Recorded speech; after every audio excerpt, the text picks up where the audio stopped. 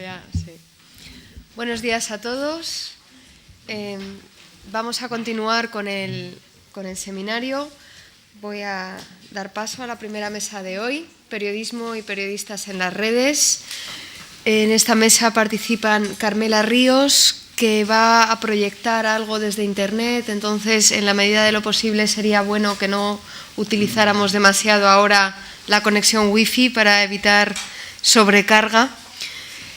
También Antonio Fraguas, Pablo Mancini, Agustín Alonso y Enrique Infante. Voy a comenzar presentando a Carmela Ríos. Ella es periodista especializada en medios sociales, ha sido corresponsal en París para cadenas de televisión españolas y norteamericanas. También ha sido corresponsal judicial y política aquí en España y recibió en el año 2011 el premio Ortega y Gasset de Periodismo Digital por su cobertura del 11M. Todos los participantes en esta mesa tienen una amplísima experiencia para poder sacar algunas ideas sobre los aspectos fundamentales que queremos desarrollar en ella, códigos periodísticos nuevos, cómo se compatibilizan con los anteriores, cómo se convierte un periodista tradicional en el mundo de las redes, cómo influye el lenguaje de las redes en los medios convencionales. Bueno, son algunas de las ideas que queremos plantear. Entonces, le damos la palabra en primer lugar a Carmela. Todos contáis con 10-12 minutos para esta primera exposición, para que después haya tiempo para el debate. ¿Sí? Pues Carmela, cuando quieras. Buenos días a todos. Bueno, yo prefiero contar la historia en imágenes, si os parece bien. Bueno, déjame que os enseñe estas fotos. Estas fotos fueron tomadas en Campos Elíseos en junio de 1998. Fue aquel año y aquel mes en el que Francia ganó el Mundial. Evidentemente para ellos fue una ocasión histórica porque era la primera vez y la última hasta ahora. Y bueno, pues yo estaba allí aquel día, ¿no?, cubriendo aquel evento para Antena 3, cadena para la que yo era corresponsal.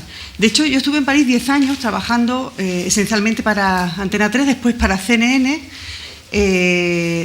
y me pagaban un buen sueldo, incluso me pagaban hasta la casa. Y ahora, cuando pienso aquello, me parece casi ciencia ficción porque trabajar en esas condiciones para un medio español ahora es casi imposible. De las cifras de la crisis no voy a hablar mucho. Desde la llegada de la crisis y del modelo de negocio periodístico, 11.000 periodistas pierden su trabajo y esta cifra ya creo que ya ni están actualizadas. Según datos de la Asociación de la Prensa, hay más de 400 medios que ya son más, que han cerrado. Y uno de ellos pues, fue CNN Plus, que era la cadena para la que yo trabajé desde París y en la que me incorporé a mi llegada, a mi retorno a España. Pues era una cadena de noticias que muchos de vosotros seguramente conocéis, ¿no?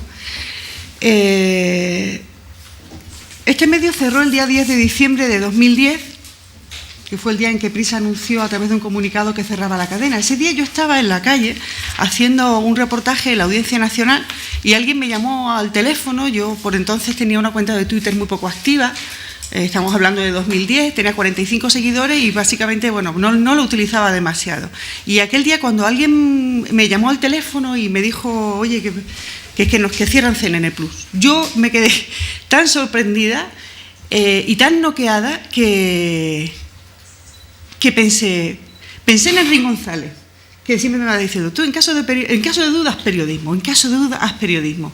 Y bueno, yo fue lo que hice, fue llamar a otra persona que estaba dentro de la organización, que me leyó el comunicado que Prisa se disponía a sacar anunciando el cierre de CNN Plus.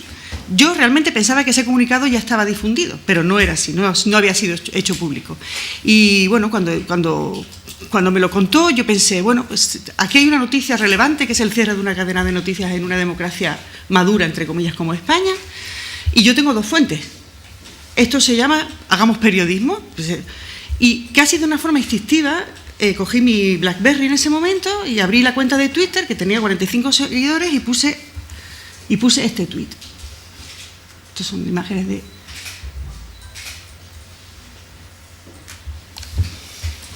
Cierra CNN Plus.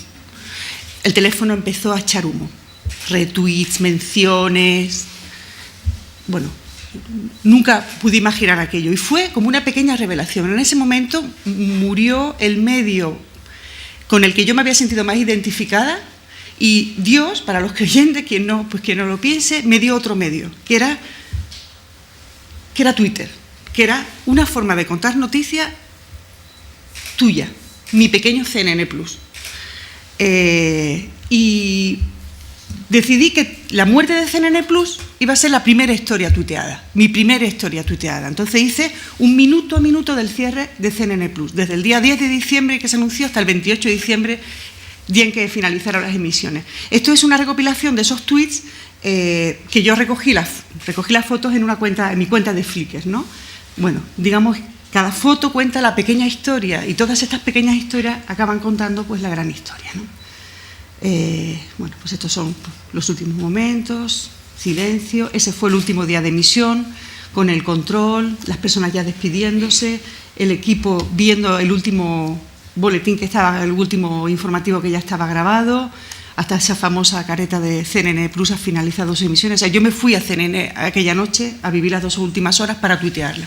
Y esta fue la primera historia, muy triste, pero fue un buen entrenamiento. Y desde entonces, después de aquello, pues yo pasé a 4, a hacer crónica política y crónica judicial esencialmente. Y yo decidí ese día, después del cierre de CNN Plus, inscribirme en un curso de medios sociales, de redes sociales, de social media. Hice una formación durante 6 meses en la Fundación UNED y alterné desde ese día la práctica del periodismo clásico en una televisión convencional, como era 4, haciendo pues los típicos directos de la Audiencia Nacional, las crónicas y tal, con periodismo en Twitter. ¿Y de qué descubrí? Bueno, pues lo que descubrí es que Twitter es el perfecto campo de entrenamiento, tanto en narrativas como en herramientas de otra forma de hacer periodismo. Yo no me atrevo a decir que sea el nuevo periodismo, pues yo pienso que las formas de periodismo van a convivir, pero había otras herramientas, otro soporte y otra forma de contar las cosas. Y para mí estas son las 4 palabras que explican un poco el trabajo. Por un lado, es una herramienta maravillosa para entrenarte en lo que llamamos live blogging o el minuto a minuto, que puede ser un relato, es el relato yo creo que del siglo XXI, realmente es un relato que puede ser enriquecido con vídeo, con fotografía, en fin. Es el medio en el que puedes utilizar un buen apoyo gráfico a la información, como el vídeo, como la fotografía, y después, como todos lo sabéis, los que al menos tenéis cuenta en Twitter, es el medio que permite una interacción, es natural interactuar con el usuario, y incluso con posibles fuentes. Es toda una mina. Y bueno, la ocasión buena, digamos que la vida me puso una ocasión estupenda y una historia estupenda para practicar ese periodismo de una forma en continuo durante 28 días seguidos. Fue con esta historia. Entonces, no sé si se escuchará. Espero que sí.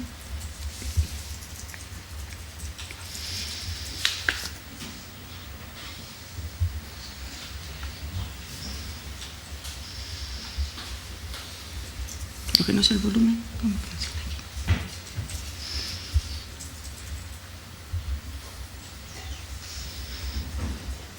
aquí? Es que insisto porque merece la pena, que sí merece la pena. Esto es realmente un poco el...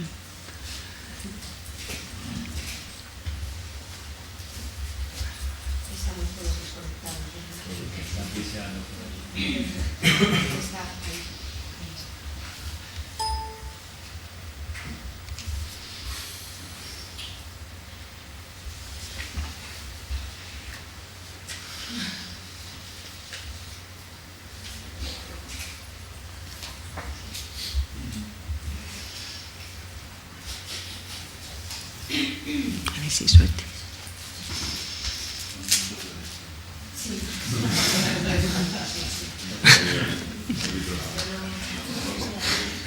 Hemos hecho una pausa, nos cancelaron, ¿verdad?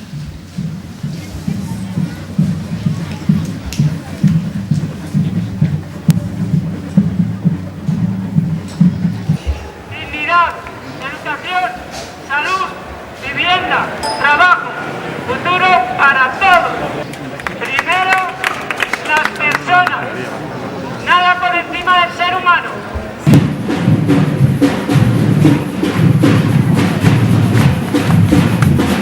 ¡Sí!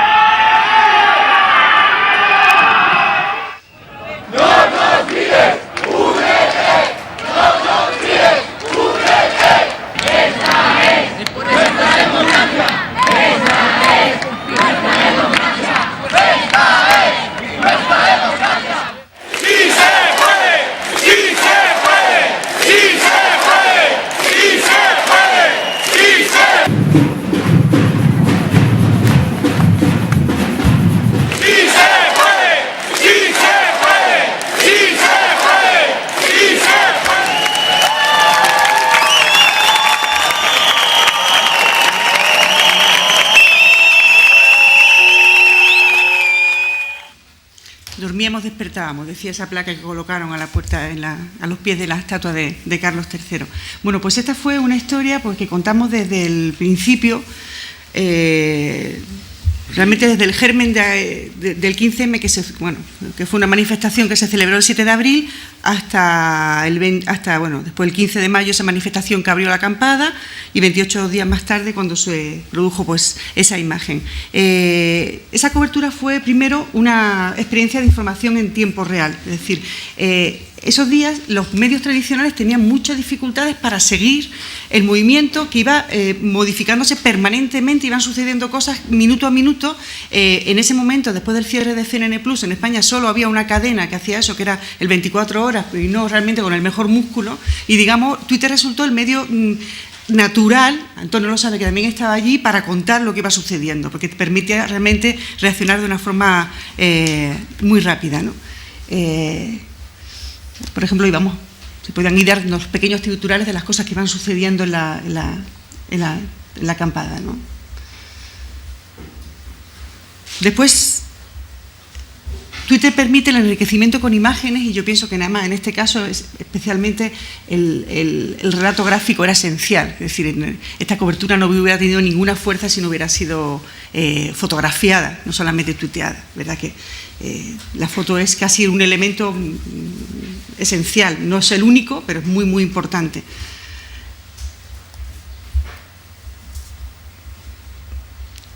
Y después la interacción. Hacia dos direcciones. La primera era porque Twitter era también la herramienta en la que ellos vivían, con la que ellos difundían sus mensajes, en las que ellos se organizaban. Si tú tenías un acceso fácil a mayores fuentes que conocías en abierto y que después podían pasar a ser fuentes propias, ¿no? Y bueno, yo en ese caso, por ejemplo, preguntaba abiertamente a la gente de las comisiones cuáles eran las posturas, qué pensaban hacer y tal. Después había otro tipo de gestiones. Y, por ejemplo, también un día alguien contó que había 25 furgones de la UIP bajando y, bueno, pensaban que desalojaban el campo. Bueno, pues pregunté en voz alta, ¿quién puede confirmar si esto realmente es así? Yo no estaba en ese momento en Sol. Y después hay otro tipo de interacción, que es una interacción muy agradecida, que es con los propios seguidores. En ese momento y en esa ocasión, pues yo tuve un diálogo muy cálido con muchísimas de las personas que estaban siguiendo el 15M fuera de Madrid y que me veían allí permanentemente. Entonces, digamos, encontraron en la cuenta o en mi cuenta de Twitter, en mi relato, la información que igual no encontraban en otro sitio. Y lo agradecían mucho. Entonces, yo recuerdo de un tuit que me emocionó, porque da sentido casi una carrera, cuando alguien te dice gracias porque eres nuestros ojos en Sol, una persona que estaba en Sevilla.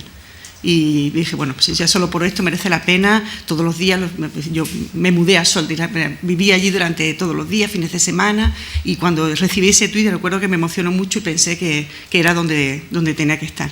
Y bueno, yo creo que Twitter es, como digo, es la herramienta. Las redes sociales en general, yo creo que ahora, es decir, podemos hablar extensamente sobre esto, de cómo Twitter nos da las destrezas para desarrollar otro tipo de géneros periodísticos. Ayer Virginia hablaba de uno, yo también pienso que hay géneros periodísticos especiales para redes, pero yo pienso que no hemos descubierto que estamos en el minuto cero de lo que podemos hacer en una red social, en Twitter y en otras, en Instagram, en Vine, en otras. Twitter es una maravillosa, ya lo sabéis, generador de marca personal, y es una máquina y es una caja de bombas.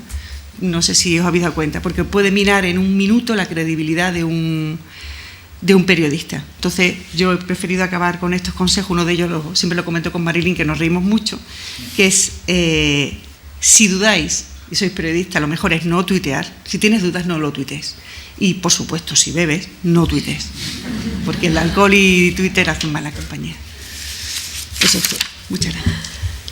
Pues muchas gracias, Carmela. Vamos con Antonio Fraguas. Bueno, tenéis su currículum, pero repaso brevemente también pensando en gente que nos pueda estar viendo ahora con el streaming. Él es licenciado en Filosofía y Letras, máster en Periodismo, ha sido redactor en El País en 20 minutos, colaborador de otros medios, también no solo escritos, también en Cadena SER, por ejemplo, radio, y bueno, en revistas. Mantiene un blog de humor y opinión política que se llama La Fragua, como no podía ser de otra manera. Así que, Antonio. Pues, muchas gracias. Bueno, gracias a todos. Yo lo que voy a hacer es plantear 5 preguntas, básicamente con un pequeño preámbulo, o sea, esto que hacemos antes de echar a andar. Me tomo el título de la ponencia Periodismo y Periodistas en Red en un sentido amplio de la palabra red, porque yo creo que el castellano, me gustaría que habláramos un poco también del español, ya que estamos donde estamos, y creo que el castellano es una red con usuarios, exactamente igual que Twitter. Entonces, lo que ha pasado con la irrupción de Internet ha generado unas reacciones de diverso tipo, entre personas comunes y entre periodistas que también son personas. Para explicar esta reacción, yo quería leer una cosa un poco excéntrica, leer unos fragmentos de En torno al casticismo de Unamuno, donde habla de la reacción de mucha gente a la entrada de extranjerismos. Entonces me gustaría que leyerais estas palabras conmigo atendiendo a los extranjerismos, que es uno de los problemas que también, no problema en el sentido negativo, pero de las cuestiones que plantea la irrupción de Internet, y también en sí mismo como la llegada de Internet a esta red que es de usuarios, esta red social que es el castellano. Esto es de 1895. Dice: elévanse a diario en España amargas quejas porque la cultura extraña nos invade y arrastra o ahoga lo castizo, y va zapando poco a poco, según dicen los quejosos, nuestra personalidad nacional. Desde hace algún tiempo se ha precipitado la europeización de España. Las traducciones pululan, que es un gusto, se lee entre cierta gente lo extranjero más que lo nacional, y los críticos de más autoridad y público nos vienen presentando literatos o pensadores extranjeros. Cada vez se cultivan más las lenguas vivas. Hay muchos ya que casi piensan en ellas, y aun cuando prescindamos de los efectos que han dado ocasión a que corra por ahí y se utilice un diccionario de galicismos, nos hallamos a menudo con escritores que escriben francés traducido a un castellano de regular corrección gramatical. Lo mismo los que piden que cerremos o poco menos las fronteras y pongamos puertas al campo, que los que piden más o menos explícitamente que nos conquisten, se salen de la verdadera realidad de las cosas, de la eterna y honda realidad. Piden algunos ciencia y arte españoles, y este es el día en que, después de oírles despacio, no sabemos bien qué es ello. ¿Se llama ciencia a tantas cosas y a tantas se llama arte? Y ya, para finalizar, un poquito más adelante, dice: por natural instinto y por común sentido, comprende todo el mundo que al decir arte castizo, arte nacional, se dice más que al decir ciencia castiza, ciencia nacional. Que si cabe preguntar qué se entiende por química inglesa o geometría alemana, es mucho más inteligible y claro al hablar de música italiana, de pintura española, de literatura francesa. El arte parece ir más asido al ser y más ligado que la mente a la nacionalidad. Y digo parece porque es apariencia. Bueno, este debate de que llega lo de fuera, que vienen los bárbaros y nos asaltan, sea Internet, sean los galicismos en el caso de Unamuno, o ahora los anglicismos, o el lenguaje tecnológico, pues no es nuevo. A mí me gustaría que viéramos el lenguaje como un juego, recurriendo un poco a la teoría de juegos de Wittgenstein. Un juego como un juego de naipes. Digamos que el español es la baraja española. Bueno, y hay otros juegos de diferentes barajas, ¿no? Como un juego de herramientas, esto que se dice, un juego de sábanas. Bueno, un juego porque tienes herramientas diferentes a tu disposición. Surge Internet e Internet es otro juego, distinto, con otras reglas. No es un lenguaje exactamente, pero tiene elementos lingüísticos. Y ahora el reto en el que estamos los periodistas y el resto de los usuarios de esta red social, que es el español, es cómo jugamos al español y cómo jugamos a Internet a la vez.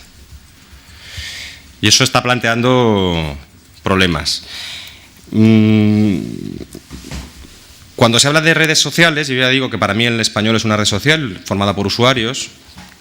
Cambian los usuarios y entonces cambia la forma de utilizar la red social y por lo tanto cambia la propia lengua.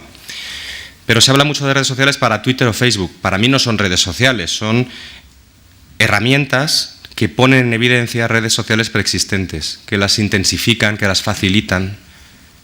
Elena y Carmela han dicho en un momento de pasada medios sociales, que es como se dice en inglés. no sé si es más claro, pero por lo menos no está defraudando el sentido de la expresión red social, que en antropología existe desde hace mucho y en castellano también, ¿no? Yo decía que voy a plantear 5 preguntas. Veis que esto es un poco de picoteo de varias cuestiones. La primera que a mí me preocupa es si periodísticamente estamos ante el fin del estilo, de un estilo. Es verdad que hay géneros, y géneros nuevos, el live blogging, el relato minuto a minuto, pero yo me pregunto, decía Ortega y Gasset que el periodismo es una actividad intelectual, eminentemente intelectual. Me pregunto si hay un Larra, un Julio Camba, un Manuel Chávez Nogales en Internet. Si la democratización de la opinión, la interacción con los lectores, permite que haya un estilo. Porque no es lo mismo. 2 personas pueden jugar. En inglés y en francés se habla de jugar el piano, jugar la guitarra, ¿no? Se dice así, tocar, en alemán también. Tocar es jugar. Pues bueno, no es lo mismo yo tocando la guitarra que Paco de Lucía tocando la guitarra. Entonces, porque es una cuestión, entre otras cosas, de estilo, de cómo se interpreta. Entonces, yo no sé si estamos perdiendo el estilo en el castellano periodístico y en general en el uso que hacen los hablantes en las redes, en Internet en general, si estamos perdiendo el estilo. Si el estilo está cambiando, va a ser un estilo común, colectivo, no lo sé. La segunda pregunta que yo me planteo, veis que salto de tema radicalmente. En el artículo de David Crystal, que sirve un poco de base a este encuentro, dice: en noviembre de 2009 Twitter cambió la pregunta ¿en qué piensas? A ¿qué está pasando? Lo que hizo que los tweets fueran más extravertidos, con más pronombres en tercera persona, mayor variedad de formas verbales. El resultado fue un cambio en el propósito y el carácter lingüístico de Twitter, que empezó a parecerse más a una agencia de noticias. Las agencias de noticias siguen existiendo y van a seguir existiendo, pero el servicio de noticias, que tengas tú que te caigan los teletipos en un contenedor que sea propio de tu empresa, la que sea periodística, eso parece que ya está terminando. Tú te haces tus listas de Twitter y te informas al minuto, porque casi todas las agencias tienen perfiles de noticias de última hora. Entonces, hay que ver también hasta ahora qué poder tenían las agencias a la hora de trasladarnos la realidad. Si ahora mismo hay revueltas en Teherán, quizá ya no haya que esperar a que haya un teletipo para empezar a intuir qué está pasando. Hablo del tema de Teherán precisamente para plantear la siguiente pregunta, de esto de que gracias a Twitter uno puede anticiparse a las agencias de noticias, que hasta el momento era lo más rápido que había, más rápido que las televisiones, quizá tan rápido como la radio. La tercera pregunta es si nos engañan en general los temas del momento, los llamados trending topics. A la mañana siguiente de la final de la Copa de Europa, de los 10 temas del momento, 8 tenían que ver con la final de la Champions. Tuvo una audiencia ese partido, una audiencia media de 11.030.000 personas. En España hay 46 millones de habitantes, lo que quiere decir que había 35 millones de personas que no vieron la final de la Champions. Pero en Twitter, si uno veía los temas del momento en España, 8 de los 10 iban sobre fútbol. Claro, ¿qué estaba pasando en España esa mañana? Pues para los 35 millones de personas que no vieron el fútbol, no lo sabemos.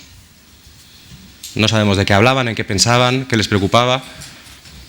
Supongo que estaban aguantando al resto. Esto del trending topic es importante para la forma en que trabajamos los periodistas, porque sucede una cosa en las redacciones, que es la ansiedad del trending topic en el diseño de la agencia periodística. Sobre todo esto se produce entre los responsables, los jefes, que son conversos, que acaban de descubrir Internet hace poco. Entonces ellos ven el trending topic y dicen, que mira, hay que hacer noticias de esto, porque es trending topic. Y dices, bueno, y esa zona de sombra que no está atendiendo al trending topic, solo hay que retroalimentar lo que ya genera por sí mismo un medio social. No me olvido de Teherán, porque aquí quiero hablar del efecto bomba, de la cercanía. Cuando un periodista está en un sitio y estalla una bomba muy cerca, tiende a decir que ha sido una gran explosión, y en realidad a lo mejor no ha sido una gran explosión, es que ha estallado muy cerca la bomba. Enrique González decía que cuando hubo unas revueltas en Teherán, si uno veía precisamente Twitter, parecía que estaba a punto de volver la democracia y que ahí había una revolución, una primavera no árabe en este caso, más sería persa, y que ya estaba cantado que iba a caer el régimen de Ahmadinejad, y no fue así. ¿Por qué? Porque, de nuevo, Twitter sirve para dar altavoz a relativamente poca gente y a un tipo de gente muy específica que consigue hacer mucho ruido, que consigue modificar las agendas de grandes medios, pero que no tiene por qué ser representativo. Para que uno entienda bien qué sucede en un sitio, a pesar del microblogging, a pesar de Twitter, a pesar de la rapidez y a pesar de este periodismo de alcance, hace falta otro tipo de contenido, más de largo aliento, con cierto estilo, con mucha documentación. Iba a hablar aquí de lo que aludimos ayer de la segmentación, de que la gente se hiperespecializa en las listas y que llega un momento que pierde la cosmovisión esta global del mundo, pero bueno, no lo voy a hacer, lo voy a dejar porque ya lo vimos ayer. La cuarta pregunta sería si estamos ante el fin de cierto tipo de rigor. Rigor no necesariamente siempre se connota positivamente, porque también hay un rigor de rigidez que no siempre es bueno. David Crystal dice también: al periodismo en Internet se le pide la rapidez de la radio y la pulcritud del papel. Este es un problema y durante mucho tiempo ha recibido acusaciones el periodismo de Internet de que era descuidado porque había muchas faltas de ortografía. En la radio, si uno comete un error, lo corrige sobre la marcha. Enseguida puede incluso parar y decir: no, perdón, esto se dice así, en Internet no. La fuerza de la letra impresa sigue siendo muy grande, entonces se toleran peor los errores ortográficos o los problemas de gramática, con lo cual Internet durante mucho tiempo ha sufrido un estigma en su credibilidad, porque esos errores desdecían un poco el fondo de la noticia. La quinta pregunta es si el futuro del buen periodismo es el periodismo lento. Los ingleses lo llaman así, slow journalism. Milan Kundera, en la novela La lentitud, decía: hay un vínculo secreto entre la lentitud y la memoria, entre la velocidad y el olvido. Un hombre que camina por la calle. De pronto quiere recordar algo, pero el recuerdo se le escapa. En ese momento, mecánicamente afloja el paso. El grado de lentitud es directamente proporcional a la intensidad de la memoria. El grado de velocidad es directamente proporcional a la intensidad del olvido. Algo de esto puede pasar en Internet si al minuto a minuto, a la píldora, a la perla, a la instantaneidad, no se le da un contexto de una perspectiva, incluso unos valores, si no hay un trabajo paralelo de profundización, que es difícil de hacer tal y como está organizada la sociedad. Está todo organizado para que no pensemos, no leamos y no reflexionemos. Y por último, ya que esto va de periodistas en red, quiero señalar unos fenómenos que se han producido últimamente.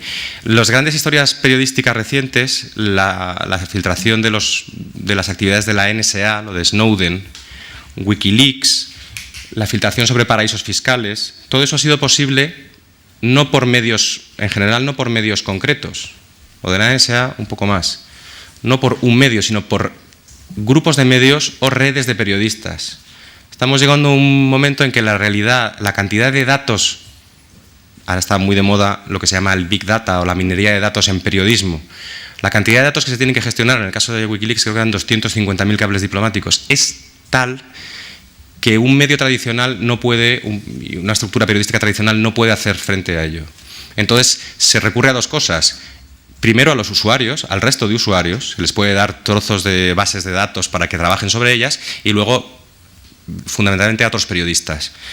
Existe el Bureau of Investigative Journalism, el Centro para Periodismo de Investigación también, son organizaciones, fundaciones algunas, otras de otro tipo, donde periodistas de todo el mundo en red trabajan sobre historias y elaboran un resultado.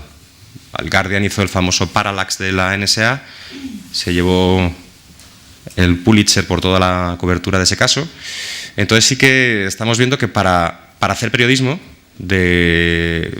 últimamente de grandes historias de investigación hace falta mucha gente, y mucha gente de muchos países, que habla en muchos idiomas. Con lo cual esto va a suponer nuevos retos para el castellano. Nada más. Pues muchas gracias, Antonio, por la claridad de la exposición, que además se nota que está cocinada a fuego lento. Así que muchas gracias. Vamos al otro lado de la mesa y al otro lado del Atlántico. Vamos a tener ahora a Pablo Mancini. Él es también periodista, director de Estrategia Digital de Infobae, Anteriormente ha trabajado en otros grupos de comunicación, también desde esa perspectiva de periodismo digital siempre, y es autor de distintos libros que también tocan este tema. Así que, adelante, te escuchamos. Buenos días a todos y primero agradecerles que me hayan invitado, la verdad estoy muy contento de estar acá y la estoy pasando muy bien, así que muchas gracias. Ayer y hoy, de algún modo, ayer más explícitamente, hoy quizá menos explícitamente, hemos hablado un poco del tiempo, de lo breve, de lo largo, de lo extenso, de lo profundo, de lo frívolo, etc.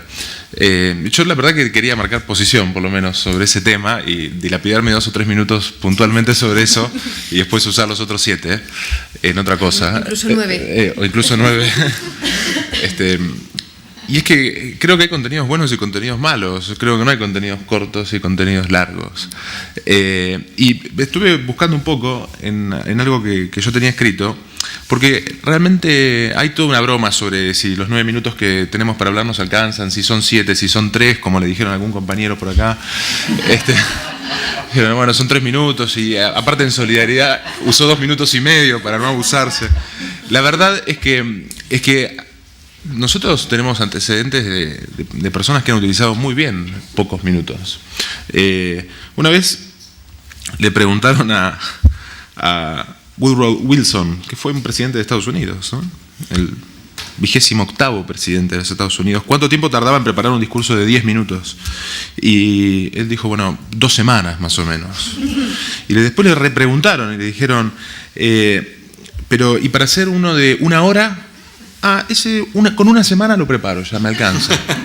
Y para hablar 2 horas, ¿cuánto tiempo necesita usted para preparar ese discurso? No, yo ya estoy listo para hablar 2 horas. Un poco haciéndole un guiño también a Virginia de lo que decía ayer, que hacerlo breve es muy difícil. Cuando Nelson Mandela fue liberado después de 27 años de prisión, dio un discurso que significó para todos el fin del apartheid. Habló 5 minutos nada más.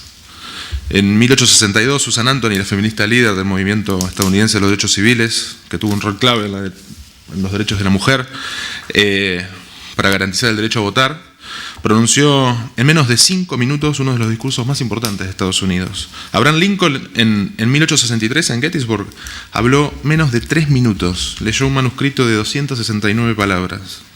Su segundo discurso inaugural, que se llamó Con milicia no se obtiene nada, con caridad todo, duró apenas 4 minutos. Dicen que Moisés anunció los 10 mandamientos en menos de 5 minutos. La oratoria, como todos sabemos, de Winston Churchill fue súper importante para salvar a Inglaterra de la derrota de la Segunda Guerra Mundial. ¿Se acuerdan del discurso No entregarse jamás? 6 minutos duró. Y el famoso Sangre, sudor y lágrimas, 2 minutos y medio. O sea que creo que nos sobra el tiempo. Dicho esto, yo no traje 5 preguntas, traje 5 premisas que plantean algunas restricciones, 3 premisas, me alcanzó el tiempo, pero sí para plantear algunas condiciones y algunas restricciones de nuestra profesión en la red. Y empiezo criticándonos a todos nosotros un poco, ya que estamos entre amigos y no nos escucha nadie, o eso espero en esta parte al menos, y es... La verdad es que creo que siempre hablamos muchos de nosotros y de nuestros medios y de nuestros trabajos, pero tenemos o demostramos bastante poco interés en qué hay del otro lado de la pantalla, qué hay del otro lado de lo que hacemos. Probablemente si uno toma a un periodista de una redacción online de hoy y de un periodista de una redacción impresa hace 50 años o más, y les preguntamos qué saben de su audiencia, probablemente notemos que saben casi lo mismo. Entonces yo creo que tenemos que plantearnos que del otro lado ya no hay más lectores o televidentes o gente que escucha. Hay personas que están conectadas. Y me parece que cambiar la categoría de lector implica resignificar y repensar nuestro trabajo.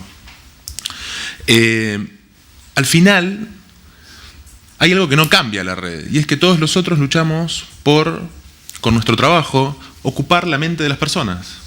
Nuestro trabajo es ese, es ocupar la mente de las personas, intentar que nos presten atención y nosotros volvernos confiables para ellos.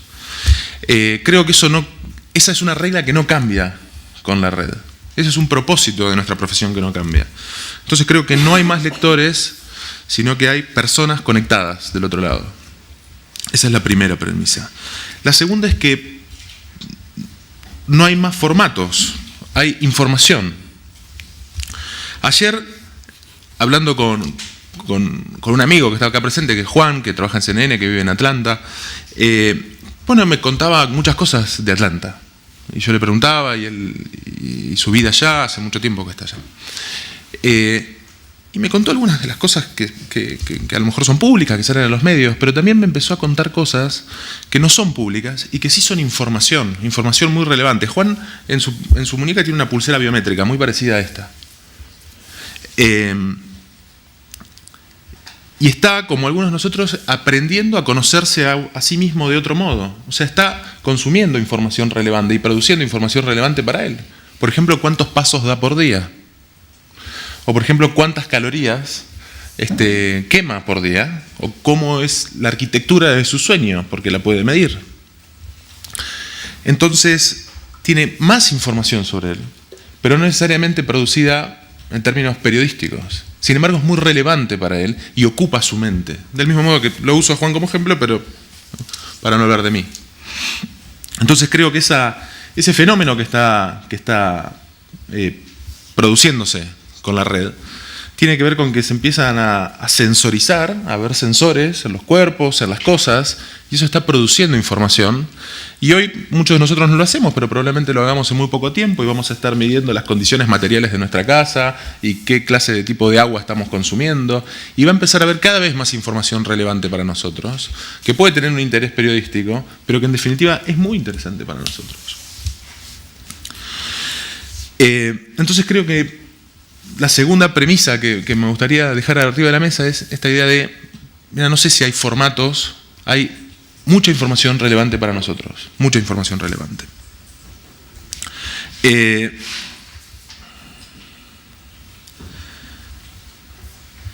Les doy una tercera idea, y que tiene que ver con, al final, en la experiencia de todos nosotros está cada vez menos vigente, me parece, la idea de medios, y está cada vez más vigente la idea de conectividad. Precisamente porque encontramos lugares donde publicar información y de donde obtener información que son inéditos para nosotros. Hasta hace poco tiempo, muchos hablábamos de ser agnósticos del soporte. Y ayer me dijeron algo que creo que es una vuelta de tuerca de esa idea de ser agnóstico, tiene que ver con ser promiscuos del soporte. Y eso me parece que es superador, esa idea también, porque tiene que ver con precisamente poner en valor el contenido y no poner en valor a las pantallas. Al final estamos todos lidiando con una diversidad de pantallas enorme, porque hoy la verdad es que hablar de trabajar en online o en digital o en la web, ojalá fuese tan fácil como hace unos años de tener una portada en una resolución de pantalla. La verdad que el trabajo es bastante menos cool, bastante menos snob de lo que parece. Y es todavía muy artesanal el trabajo online y requiere además atender año a año una diversidad de pantallas que es muchas veces ingestionable y priorizamos 2 o 3 pantallas. Pero tenemos formas que los lectores, esas personas conectadas, nos están consumiendo, que son inéditas y que realmente plantean, más allá de las extensiones de los contenidos, incluso cómo diseñar nuevas jerarquías, cómo se presenta lo relevante. Todavía la portada de una web es muy similar a la portada de una tapa de un diario impreso, pero cómo presento lo relevante en un móvil o en un televisor o en algún soporte que hoy todavía a lo mejor no sea muy popular. Entonces, en ese sentido, creo que la profesión está ante un cambio de reglas mucho más profundo que el de la velocidad nada más. Porque nos estamos encontrando con que nosotros queremos seguir siendo atendidos por la gente, queremos seguir siendo confiables por la gente, pero también la gente tiene una oferta de contenidos enorme y creo que tenemos que decirlo, muy buena en muchos casos, y está compartiendo su tiempo con una cantidad de agentes de información que algunos a veces incluso hasta son máquinas y nosotros competimos con eso. Me parece que es en ese sentido interesante. La brevedad, que tanto hablamos y que a veces tanto duele o despierta sueños románticos para los más jóvenes, incluso pasados que nunca vivimos, yo creo que es solamente una expresión de esto. Pero creo que hay algo que no cambia y que tiene que ver con esto que yo decía al principio, que con eso cierro, y tiene que ver con, mira, al final del día, el trabajo, si trabajas en una radio, si trabajas en una tele, si trabajas en un diario, en una web, si haces una app mobile, no importa. O sea, al final del día, nuestro trabajo es ocupar la mente de la gente y ser confiables para ellos. Todo lo que hay en el medio no es un problema de la gente, es solamente un problema nuestro, y creo que en definitiva depende solamente de nuestra profesión. De hecho, los fundadores de los grandes diarios han sido muy innovadores con las tecnologías. Las formas de presentar las noticias. Digamos, el periodismo tiene una historia de cambio y de innovación muy grande. A mí a veces me sorprende que veamos el cambio con tanto terror, con tanto miedo, porque creo que en definitiva el periodismo siempre fue una comunidad avanzada, que estuvo por delante del cambio social. Así que creo que estoy ya más o menos en mis 10 minutos. Muchas gracias, Pablo. Sí, yo creo que te has ajustado perfectísimamente, pero con todos los ejemplos que nos has puesto al principio, pues ya hemos visto que tampoco era el dato relevante ese. Vamos con Agustín Alonso. Él es filólogo, pero trabaja desde hace ya años en el Departamento de Medios Interactivos de Radio Televisión Española y actualmente es responsable de redes sociales, y esto lo voy a leer porque es una cosa muy específica, de participación y de contenidos para aplicaciones de segunda pantalla. Y también ha dirigido un programa en Radio 5 sobre cultura y jóvenes autores. Así que es una visión, imagino, un poco distinta, bueno, pues porque es otro tipo de medio, ¿no? Lo que puedes plantearnos tú, a ver cómo lo enfocas. Bueno, pues muchas gracias también por invitar a RTV.es, porque yo realmente no vengo como Agustín Alonso, sino como representante de RTV.es. Dijeron, bueno, ¿quién es la persona que puede hablar? Que, pues como llevo redes, estoy aquí, ¿no? O sea, que soy más la marca que la persona. Pero bueno, cuando preparaba las palabras que iba a decir aquí, que iba a contar hace unos días, pues comenzaba con una breve presentación que tenía algo de captatio benevolentiae, un poco una especie de petición de perdón, pues porque al fin y al cabo hoy vamos a hablar de periodismo y actualmente pues yo no estoy ejerciendo directamente el periodismo, lo que se entiende por periodismo con mayúsculas, ¿no? Y voz campanuda, ¿no? No escribo artículos de actualidad, no hago última hora, pues ahora mismo dedico mis energías creativas a coordinar más bien los contenidos que otros generan. Y luego además estos contenidos son sobre todo de entretenimiento, ¿no? Yo estoy en la parte más de entretenimiento, quizá deportes sí que entra más en esa parte de información clásica, ¿no? Y luego por otro lado, pues sí vamos a hablar de redes y en comparación con quienes me acompañan y sus decenas de miles de seguidores en Twitter, pues yo podría ser considerado en términos superficiales, pero con toda razón, pues un don nadie, ¿no? En las redes, con lo cual era un poco una especie de, bueno, estoy aquí. Lo que pasa es que, bueno, luego estás, después de casi 2 días, ¿no? Gozando de la compañía aquí de mis compañeros de mesa, compartiendo vinos, discusiones en la mesa, conversaciones de autocar, bromas, mirándonos cara a cara, pues bueno, no es que haya perdido el respeto, no es que les haya perdido el respeto, ni mucho menos, pero sí que mi percepción es diferente.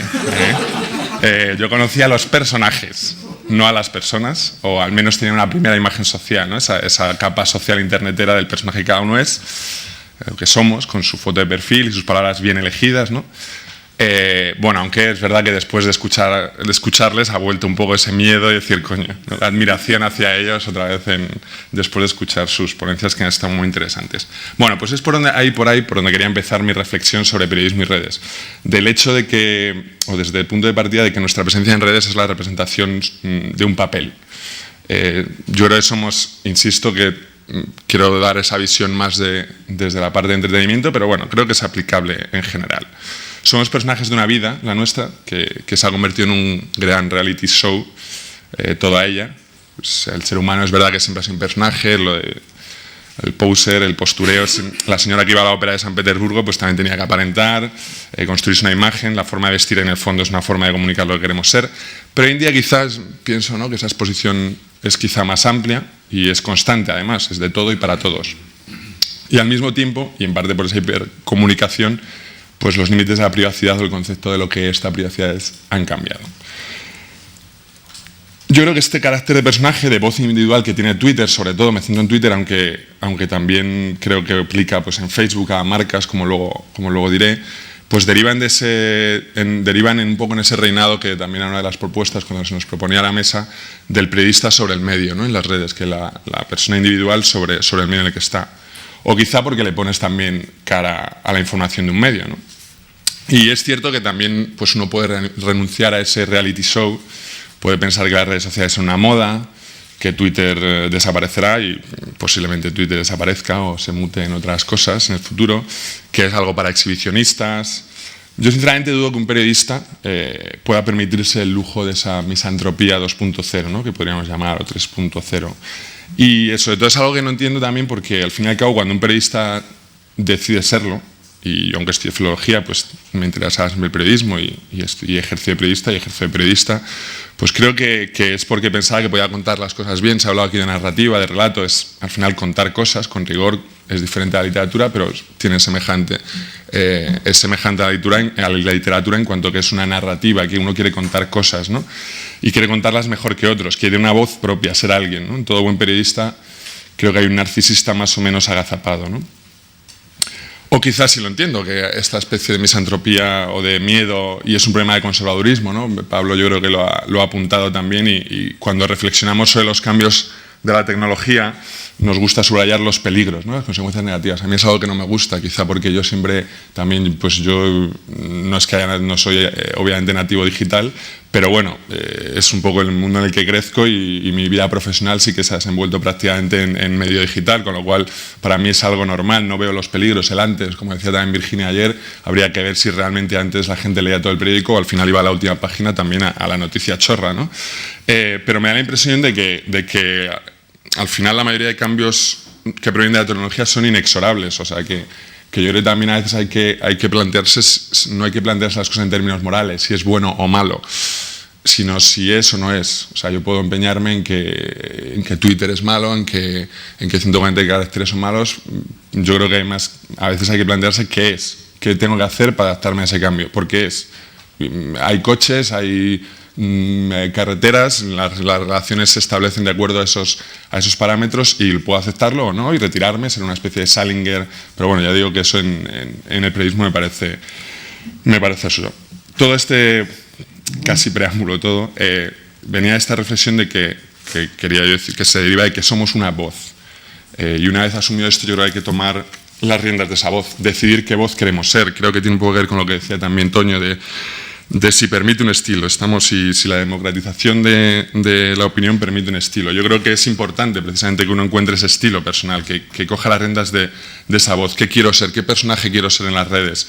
¿Cuál quiero que sea mi discurso? ¿Cuál mi lenguaje? Por lo tanto, quiero ser un experto, esto es dedicar mis reflexiones y mi discurso a un campo semántico, o alguien en el que prima más bien la mirada interesante, divertida, aguda, sobre todo a la realidad, ¿no? Esos famosos tweet stars, ¿no? Que ha generado Twitter, esa gente que simplemente tiene una mirada graciosa, generalmente irónica, divertida, con un uso acentuado de la ironía. Porque en las redes, lo mismo, creo que puede gustar o no, pero es una realidad, el periodismo se toca con el marketing.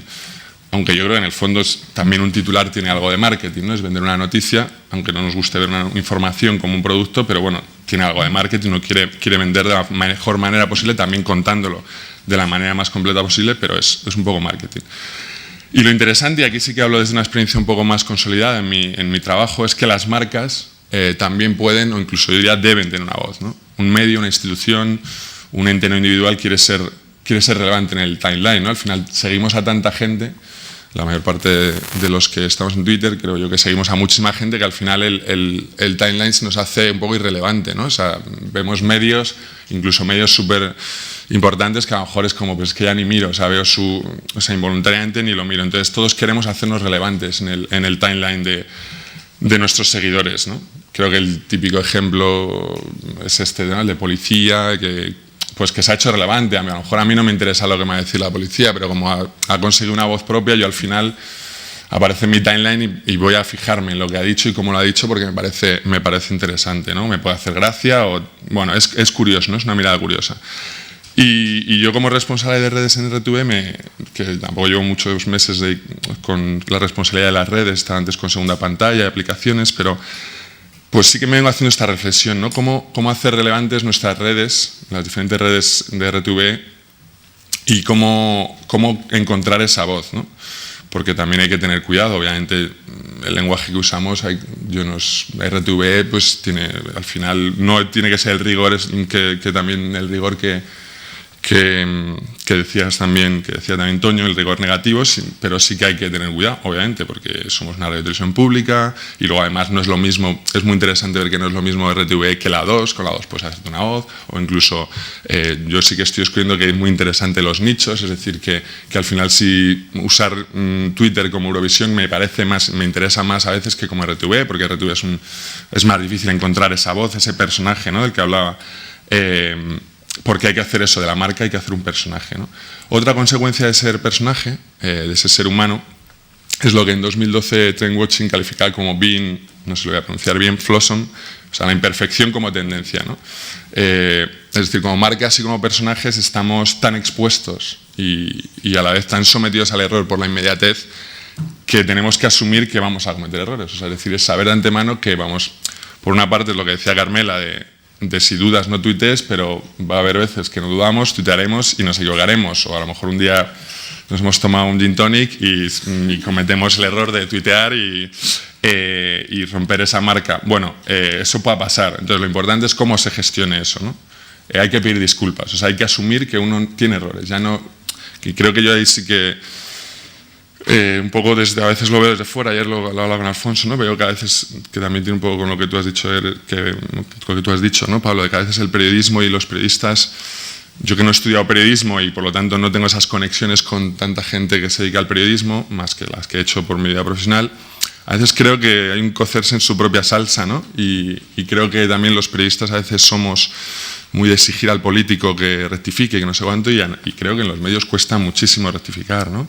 Y creo que es importantísimo. Creo que en este mundo de las redes de exposición, de que la gente el que está al otro lado no es un lector, es un usuario muy inteligente, muchas veces se ha dicho 1000 veces, ¿no?, que sabe más que nosotros, y es verdad, ¿no?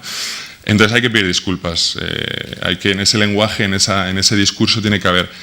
Y además que las redes sociales están dispuestas a devorarnos, porque sobre todo cuando alguien está expuesto, yo creo que nos gusta a la masa anónima enfurecida, le gusta coger al famoso y saber que le puede tirar al barro, ¿no? Y comete un error y entonces le tiro al barro y qué bien porque estamos iguales, ¿no? Nos ha igualado esto, pero luego a la vez si tú pides disculpas enseguida la gente no quita autoridad, sino que te y ahí quería poner, y ya para terminar, quería poner 3 ejemplos de trabajo mal hecho pero luego rectificado relacionado con Twitter, ¿no? Uno es un día, lo que nosotros llamamos en mi departamento llamamos a hacer un María de Villota, porque el día que murió María de Villota nosotros llevábamos la cuenta de Botón Rojo, que tenía en aquel momento 500 seguidores, es que además ni siquiera era el Botón Rojo su servicio que tenemos para televisiones con internet.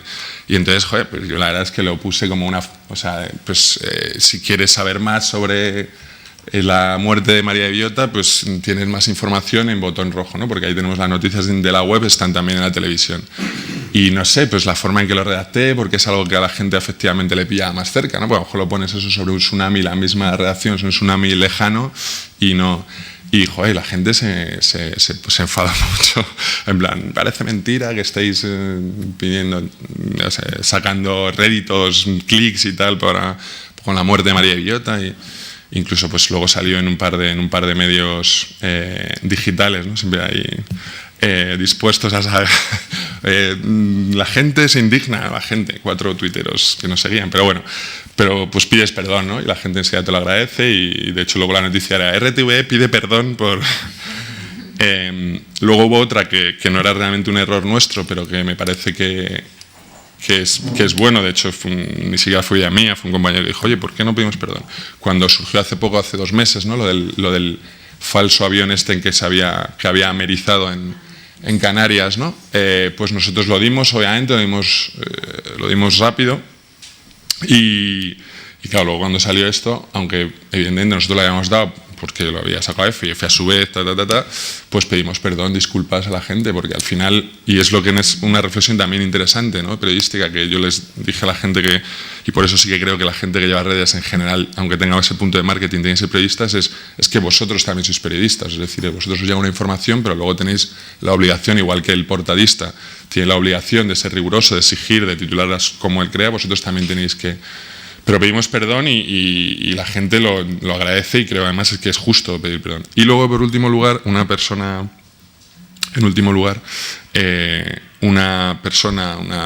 presentadora de nuestra cadena, que hace relativamente poco tuvo pues un error que les puso a las iras y a los trending topics y demás, pues me acuerdo que me llamó un poco en plan, joder, ¿qué hago y tal, ¿no? Es la primera vez que soy trending topic y vaya desastre, ¿no? Y entonces yo le recomendé lo que creo que es, no es nada muy brillante, creo que cualquiera que esté en Internet continuamente sabe que es un poco la forma, en las redes sociales sabe que es la forma, y es quitarle importancia, o sea, hacer un poco, reírse un poco uno de su propio error, ¿no? O sea, reírse de un modo que tampoco digas soy un incompetente, porque no lo eres, la cadena te ha elegido para hacer eso porque tienes competencia, pero has cometido un error, que todos podemos cometerlo, estás expuesto ante millones de espectadores, pero reírse y ese lenguaje de la ironía, ¿no?, que también es tan importante en Twitter, pues, y en redes sociales en general, pues usarlo para mostrar esa imperfección que al final incluso puede ser un valor, ¿no? Y con esto acaba mi intervención. Pues muchas gracias, Agustín. Y cerramos este turno de intervenciones con la presentación de Enrique Infante. Él es también periodista, tiene una larga trayectoria en medios digitales, desde que hace aproximadamente 20 años impulsara y fuera el primer director de marca.com. Después ha reorientado también su carrera hacia el mundo académico. Actualmente es profesor universitario y responsable también dentro de su universidad de cuestiones relacionadas con el mundo digital. Adelante, Enrique. Pues muchas gracias, Elena. Bueno, antes de nada quería agradecer la invitación a la Fundación Sant Millán de la Cogolla y a Fundeu de haber tenido en cuenta mi presencia como representante de la Universidad Internacional de La Rioja. En la universidad tenemos un reto no pequeño, que es formar a los periodistas del futuro. Es decir, que estamos hablando de los periodistas presentes y de los periodistas pasados, pero imaginaros lo que es transmitirle todas estas dudas que tenemos los que estamos en el ruedo a los que todavía no lo han pisado. Es decir, no es un reto fácil, pero bueno, precisamente porque no es fácil es bastante apasionante.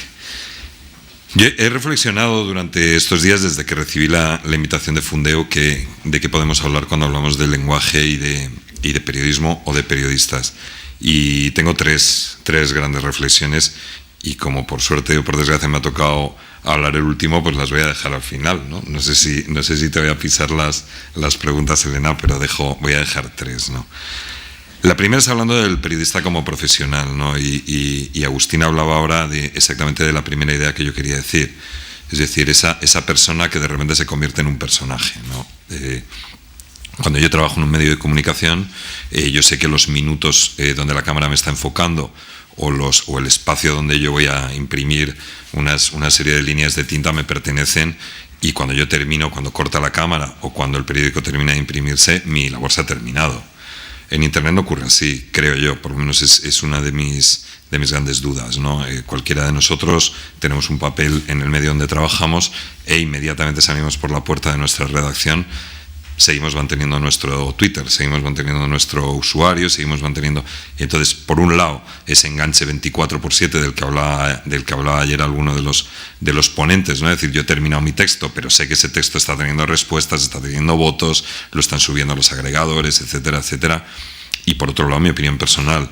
Yo he vivido episodios, me voy a inventar la anécdota porque no quiero que nadie se sienta aludido, donde un periodista del medio donde yo trabajaba está hablando del juicio de Paco Camps y en su Twitter le estaba llamando chorizo. Entonces estaba firmando con el mismo nombre, con el mismo nombre y la misma cuenta de Twitter, y decía, una cosa es lo que yo digo en el medio donde trabajo y otra cosa es lo que digo en mi cuenta personal. Yo sé que esto es un objeto de debate, o sea que si queréis luego nos peleamos. Entonces, me hago una primera pregunta. ¿Yo trabajo solo en un medio o, al ser periodista, soy mi propio medio? Es decir, soy mi propio medio a muchísimos efectos, ¿no? Es decir, yo puedo comunicar mi opinión e incluso puedo obtener incluso algún beneficio personal, como puede ser un patrocinio de una marca, etcétera, etcétera, que no se gestiona a través de mi medio, sino que lo gestiono yo solo. Y la primera pregunta respecto al lenguaje. ¿Cambio el lenguaje cuando escribo en mi medio que cuando escribo con @KikeInfante, con mi usuario de Twitter? Es una duda, una primera duda que tengo yo. Desde luego, cuando hablo del Atlético de Madrid no hablo igual si hablo cuando escribía en Marca que cuando hablo en mi Twitter. Os lo puedo asegurar que no hablo igual. El segundo gran capítulo, la segunda cosa en la que me quería centrar es en el trabajo del periodismo o del periodista, en este caso como informador. Es evidente que el lenguaje no ha cambiado. Seguimos utilizando el castellano, seguimos utilizando artículos, verbos, preposiciones, eso no es nuevo. Sí que ha cambiado la gestión de ese lenguaje. Planteo ahora la pregunta y la planteo al final del capítulo. ¿Es más fácil o es más difícil manejar el lenguaje con la cantidad de cosas que tenemos que hacer? Y la cantidad de cosas que tenemos que hacer la he resumido en algunos capítulos. Primero, todos son gestionar, ¿no? Es decir, yo pienso muchas veces en la profesión del periodista como un gestor de historias, ¿no? Es decir, yo llego todos los días a la redacción del medio y no sé lo que va a ocurrir ese día. Puedo llevar una planificación razonablemente lógica y ese día puede cambiar el mundo y por tanto yo cambiaré mi manera de trabajar. Primera gestión de la abundancia. Antes un periodista tenía que cazar noticias, había pocas noticias y cuando había una noticia había pocas fuentes y había pocos sitios donde encontrarlo. Es decir, si algo era importante antes en la labor de un periodista era su agenda. Ahora parece que es mucho más importante saber gestionar el aluvión de información que va a venir. Todo esto, insisto, relacionándolo con el lenguaje. Tengo una grandísima cantidad de información que gestionar. Segunda cosa que tengo que gestionar, esa gran abundancia en un tiempo muchísimo más pequeño. Es decir, somos online. Yo no soy ajeno a la necesidad que se ha planteado varias veces en esta mesa de ser el primero que hay que tuitear, el primero que hay que subir el contenido, y ya no os digo nada cuando viene el SEO, el especialista en posicionamiento en buscadores de la redacción, y me da una colleja y me dice, es que si no somos los primeros Google nos va a penalizar. Google nos va a penalizar es básicamente el equivalente a la palabra excomunión, herejía, muerte lenta, no sé, es decir, yo creo que es lo peor que le pueden decir ahora mismo a un profesional de la información. Google te va a penalizar. Señores, nada peor, ¿eh? Entonces, tiempo escaso, somos online, pero también tenemos otra capacidad que es actualizar el mensaje que yo acabo de lanzar. Yo lanzaré un mensaje y lo puedo cambiar. Y he dicho lo puedo cambiar, no he dicho yo digo ahora lo que tenga y ya diré luego lo que tenga después. Entonces, es decir, en esa corrección lingüística, en esa corrección informativa de la que hablaba Agustín, aparte de pedir disculpas, muchas veces se puede informar, decir, mire, esto es todo lo que tenemos hasta ahora, pero si va usted dándole al botón de actualizar, tendrá información nueva, ¿no? Y por ser más explícito y por explicar mejor las cosas, probablemente nadie nos crucifique. Por borrar una información mala y poner una buena, o poner una incorrecta y poner otra correcta por precipitación, probablemente sí que nos crucifiquen, y además con bastante justificación. Tercera cosa que tenemos que gestionar, los formatos. Parece que cuando hablamos del lenguaje nos referimos solo al lenguaje escrito, y yo me encuentro multitud de periodistas que lo primero que te dicen es ¿qué hago con esta historia? ¿Hago un texto? ¿Hago un gráfico? ¿Hago un vídeo? ¿Hago un audio? ¿Hago no sé cuántos? Y dices, bueno, ¿y tú quién eres? ¿El hombre orquesta? Es decir, eres un tipo capaz de manejar todos los lenguajes y de manejarlos además con solidez, con soltura. Mi diagnóstico es que no. Es decir, que el que escribe muy bien muchas veces habla muy mal, y el que habla muy bien muchas veces escribe muy mal, y el que hace unos gráficos maravillosos cuando tiene que escribe como un patán, y lo contrario. Entonces, creo que estamos también ahí en el mundo multimedia en otra dificultad. Y a esa le añadimos otra que es mucho menos fashion, como decías, Pablo, que es la del soporte. Es decir, realmente alguien se cree que el mismo periodista es capaz de escribir un texto que sirva para ser leído en 4, 5, 6, 7 soportes, porque hoy estamos hablando de un iPad o de una tableta, de un teléfono móvil y de una web, pero mañana estaremos hablando de unas gafas que vengan por aquí, pasado hablaremos del chip implantado en alguna parte de nuestro cuerpo cada que la información se reciba, o de sencillamente de ir en el coche y ir escuchando noticias. Yo no me lo creo, es imposible que el lenguaje sea el mismo, y sobre todo lo que digo en defensa de la profesión del periodista, que creo que es de lo que hablamos ahí, es imposible que lo haga el mismo y que lo haga en la misma, de una sola tacada. Es imposible, eso no funciona. Cuarta o quinta cosa que tiene que gestionar, la globalidad. Es decir, antes yo escribía en un medio y prácticamente conocía el entorno en el que se iba a gestionar esa información. Ahora no. Es decir, ahora una noticia de un medio local, si es la mejor, si es la que está mejor escrita, si es la que está mejor posicionada, o sencillamente por una razón, la que sea, que me ha retuiteado Obama, no lo sé, puede ser una noticia que de repente se convierta en mundial. Y dentro del lenguaje que yo he utilizado, he podido utilizar un montón de giros, un montón de palabras, un montón de expresiones que en un lado en este caso en el castellano, ¿no?, en un lado del Atlántico se puedan entender y se puedan comprender y se puedan apreciar, y en otro lado del Atlántico sean hirientes o sean sencillamente juegos de palabras o palabras malsonantes en un sitio o en otro. Y el periodista, cuando ha hecho esa noticia, ha tenido que tener una enorme capacidad de pensar que le van a leer en todo el mundo. Es decir, el periodista del Diario de Navarra piensa que solo le van a leer en Navarra. O sea, es decir, porque es a lo que está acostumbrado, y no tiene por qué ser así. Otra cosa que tiene que gestionar a la hora de contar esa historia es la gestión del relato, la gestión del interfaz.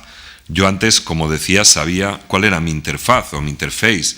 Es decir, empieza minuto 3 del telediario, acabo minuto 5 del telediario, o empiezo en la primera columna de la página 12 y acabo en la tercera columna.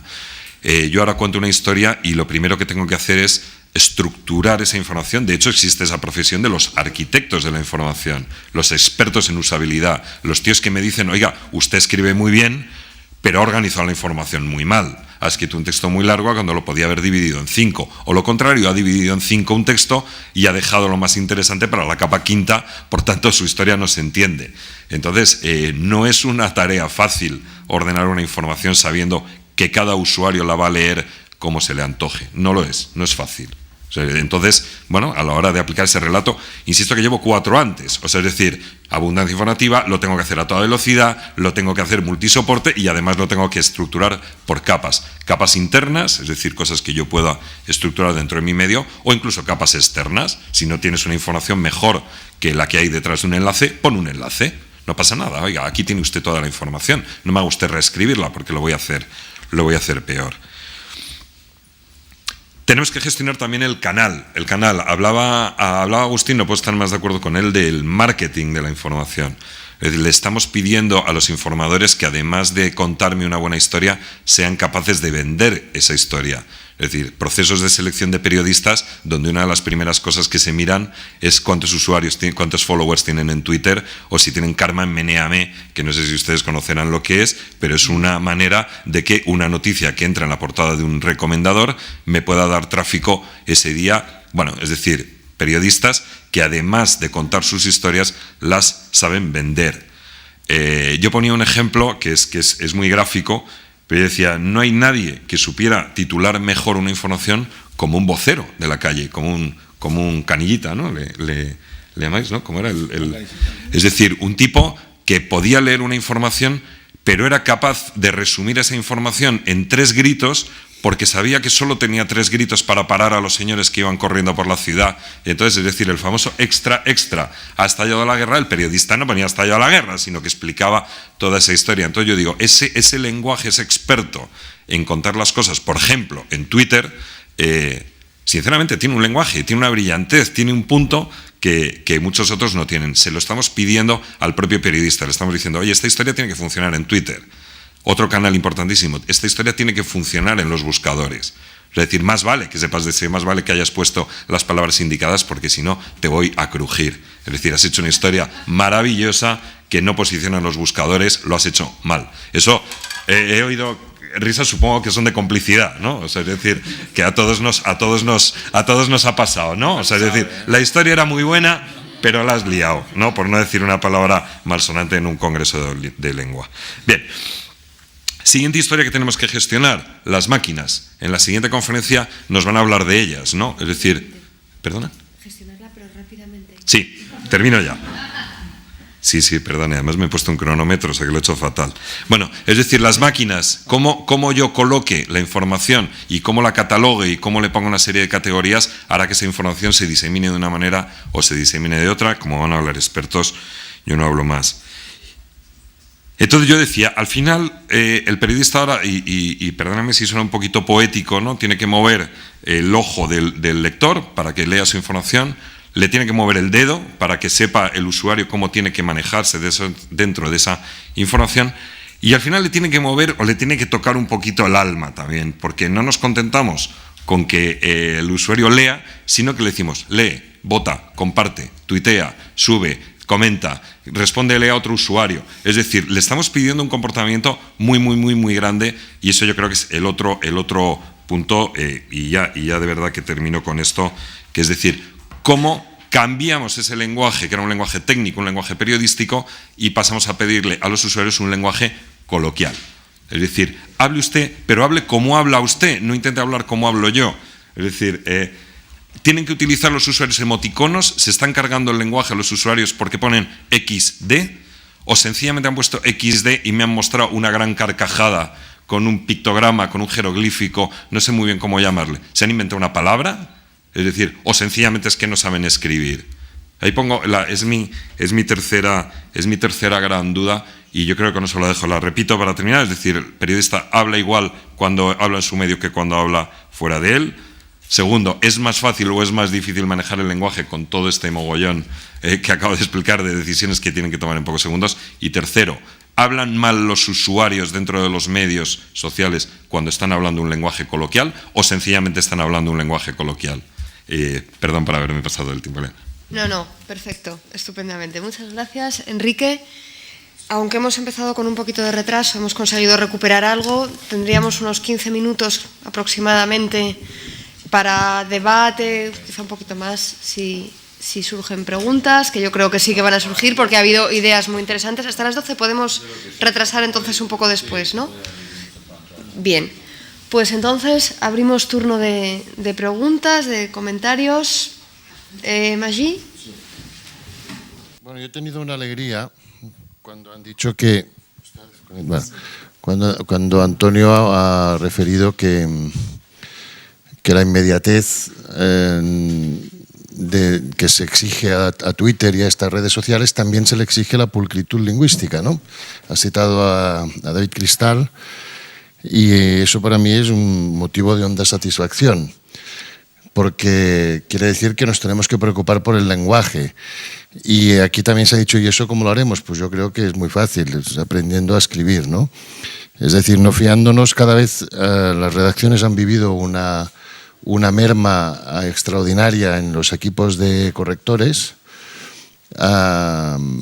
por una cuestión económica, pero también es cierto que cuanto mejor preparados estemos los periodistas, mejor escribiremos y mejor saldremos del paso cuando tengamos que hacer un tuit en 120 caracteres o los que sean, 140 son, etcétera, ¿no? Bueno, esta reflexión que a mí me ha dado mucha felicidad. Quiero convenir también con Agustín que el perdón es muy importante y que los medios tradicionales, a lo que yo represento hoy uno, ¿no? Un periódico de papel que ya están en fase de extinción, como los bebedores de grandes reservas, que nos contaron ayer por la noche, ¿no? Ya somos gente de una cierta edad. Pues en Twitter es muy fácil la intercomunicación, en los medios tradicionales no, pero en cambio yo, como responsable lingüístico, recibo muchas quejas.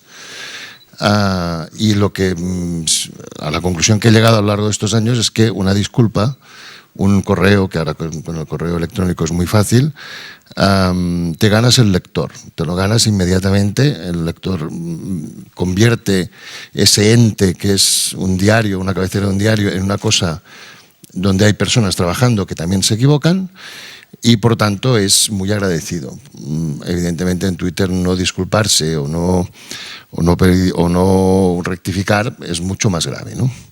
Es verdad que los periodistas tradicionales son muy reacios a las fe de errores y estas cosas. Esto también es verdad. Respecto a lo que decía Enrique Infante sobre los diferentes medios, en nuestro periódico están cambiando el sistema editorial, de manera que tú escribes la noticia y cuando las has acabado de escribir le tienes que decir, ahora la mando a la web, la mando al papel o la mando para que la digan por la radio. Y luego ya veremos ahí cómo lo dicen y supongo que habrá un editor o alguna persona que aquello lo transformará. Pero bueno, eso es una fase que estamos descubriendo en estos momentos. Y tenía una pregunta. Sí, y perdonad mi ignorancia de periodista de papel, pero no sé qué es el SEO. Si alguien me lo puede, explicar. Sí, el SEO es el posicionamiento en buscadores. O sea, es la optimización del contenido para que se posicione bien en los buscadores, ¿no? Son las siglas de Search Engine Optimization. O sea, es escribir para que te encuentren bien. Gracias.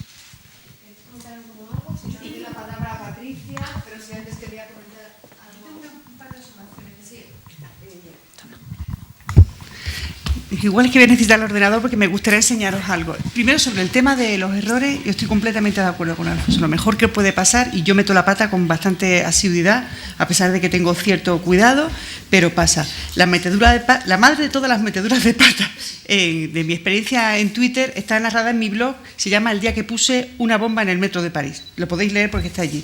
Y ese día aprendí el potencial, bueno, el peligro que para un periodista tiene Twitter. Y después hay una cosa que me sale la palabra en francés, que es honte, o sea, que me obsesiona de lo que estoy escuchando, y es la incompatibilidad entre contexto y Internet. O sea, se puede dar contexto en Twitter y me gustaría perdonar. Y yo intento experimentar, esto no lo hago para un medio, lo hago para mi propia cuenta, pero como intuyo que puedo hacer muchas cosas desde Twitter, me hago ejercicios prácticos. El domingo por la tarde, por ejemplo, desde el salón de mi casa y con varias pantallas, televisiones francesas y tal, pues cubrí la velada electoral, que llaman ellos, la soirée, ¿no? Pues digamos los resultados y todas sus consecuencias, ¿no? Con aquel seísmo electoral que supuso el Frente Nacional. Permitidme que os voy a enseñar porque yo creo que sí se puede hacer. Se puede hacer periodismo desde Twitter y periodismo de contexto. Al menos yo lo estoy intentando. Yo no sé si realmente es bueno, pero aquel día, por ejemplo, yo recogí los sonidos a pie de urna que dieron las televisiones francesas en el momento en que se produjeron. No sé si voy a poder conectarme a Internet. Es que siempre prefiero enseñar las cosas que contarlas. Igual es más. Será más sencillo, ¿no?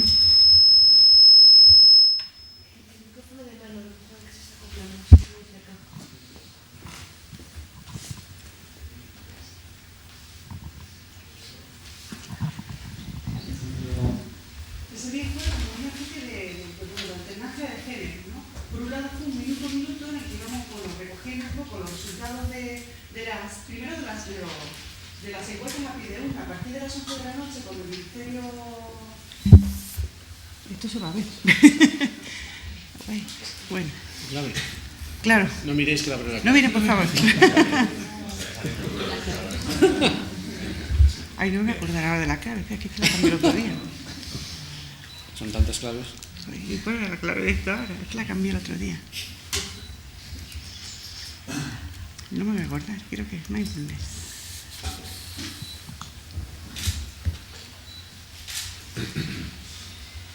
No sé si es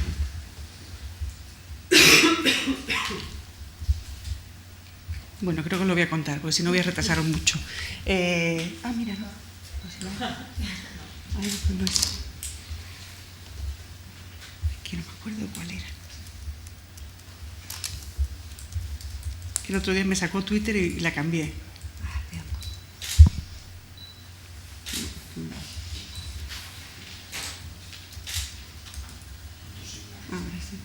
Bueno, no, paso, os lo cuento mejor. Me había hecho unos apuntes. Hice un minuto a minuto desde Twitter con los resultados de la encuesta a pie de urna, por un lado, y después los resultados oficiales cuando empezaron a salir a las 11.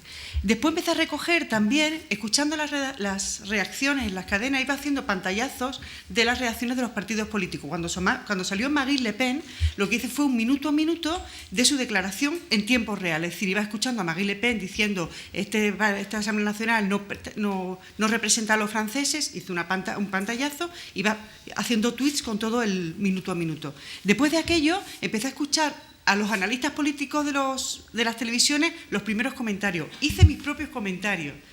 Recogí como contexto un post que yo había hecho en mi blog que se llamaba cómo hacer del Frente Nacional un partido como otro cualquiera en 5 cómodos pasos. Y lo tuiteé en ese momento. Y después recogí las portadas de los periódicos. Al día siguiente recogí el editorial de los principales periódicos, o al menos los extractos más importantes. Y enlacé también a los reportajes que el Instituto Nacional de Archivo Audiovisual francés tenía colgado, que son reportajes del año 2002, cuando se produjo en Francia una situación parecida. Es decir, acordaros, unas elecciones presidenciales en las que en primera vuelta gana Jean-Marie Le Pen, líder del Frente Nacional, y gana Jacques Chirac. En ese momento se activó lo que llama el Frente Republicano, que es lo que ahora no se ha activado, y por eso nos encontramos donde nos encontramos, y digamos que hubo todo un movimiento, primero civil, de protestas en la calle, que partió sobre todo de los estudiantes, de los liceos franceses, manifestaciones en la calle y después una llamada al voto republicano. Es decir, todos, aunque sea tapando la nariz, para que les resultaba muy difícil, votamos a Jacques Chirac para poner un freno al Frente Nacional. Sobre eso había reportajes. Y estaban en Internet. Yo lo que hice fue recogerlos y contar, iba contando en tweet, esto pasó en una situación parecida, la reacción fue esta. Y estos son los vídeos de ese momento. Es posible el contexto en Twitter, simplemente hay que buscarlo, o sea, hay que buscar la forma de poder contarlo, pero existe la posibilidad de hacerlo, yo lo creo, o sea, que siento no haberme acordado de la contraseña, si no enseñaría un poquito el trabajo, pero bueno. Sí. Patricia tenía una pregunta. Sí, bueno, que yo creo que es interesantísimo todo lo que se ha hablado y hay muchas palabras que creo que se han puesto aquí sobre la mesa, como gestionar, jerarquizar, contextualizar, interpretar.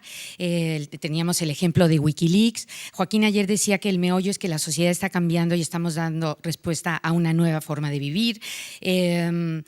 Porque yo creo que el papel del periodista sigue siendo muy importante.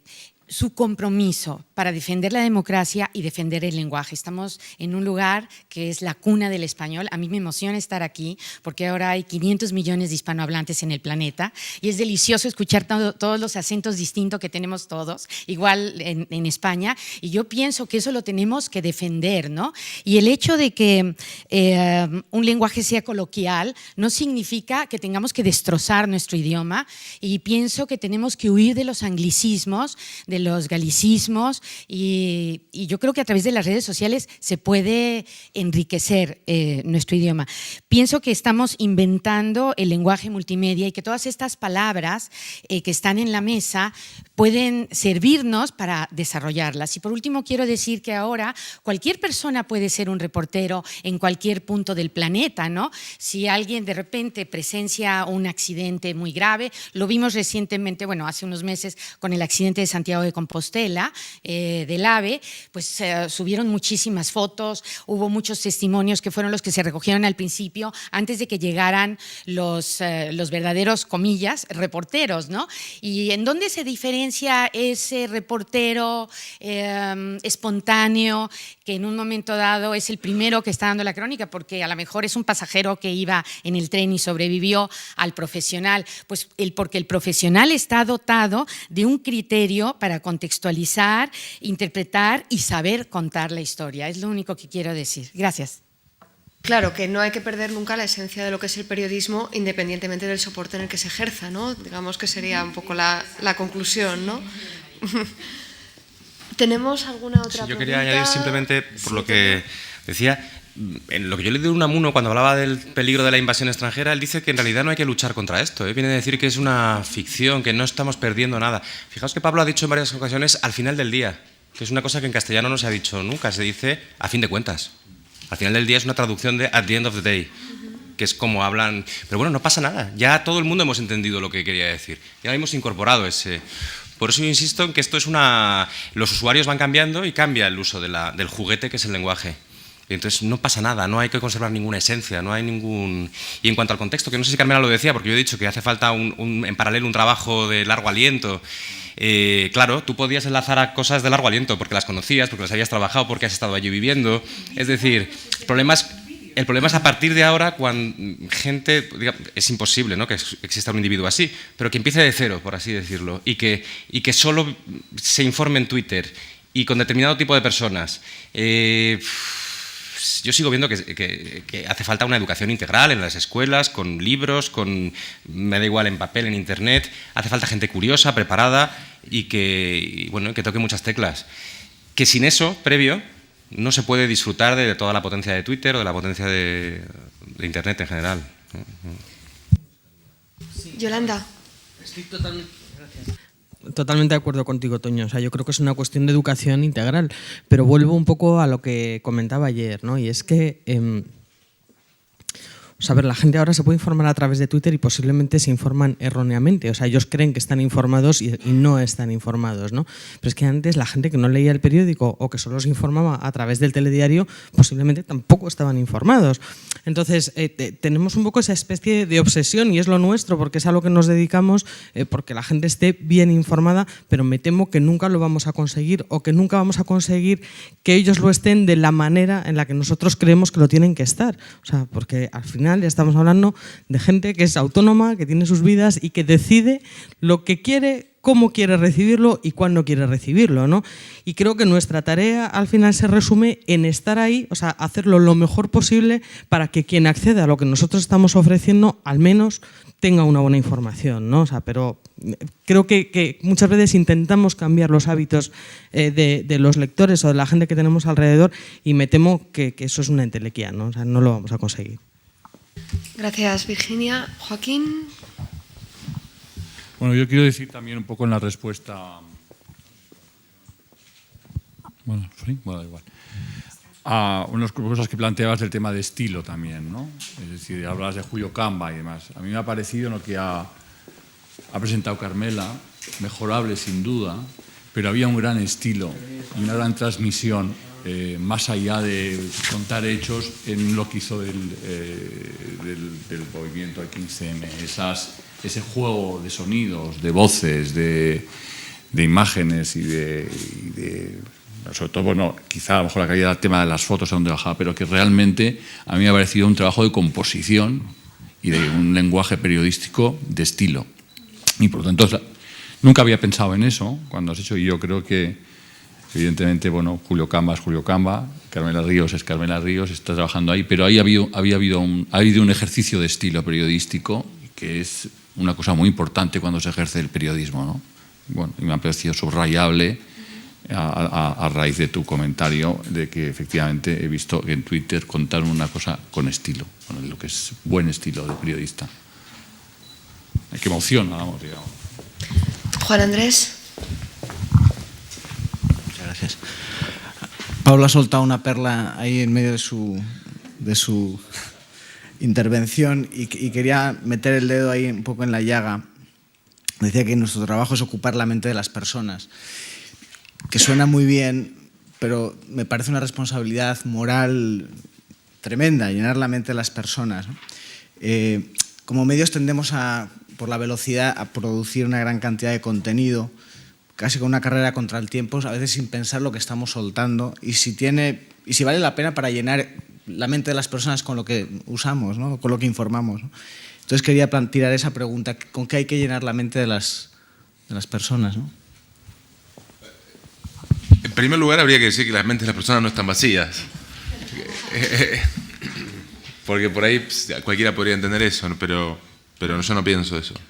Lo que sí creo es que es una forma de, blanquear nuestras intenciones, de ser honestos con lo que...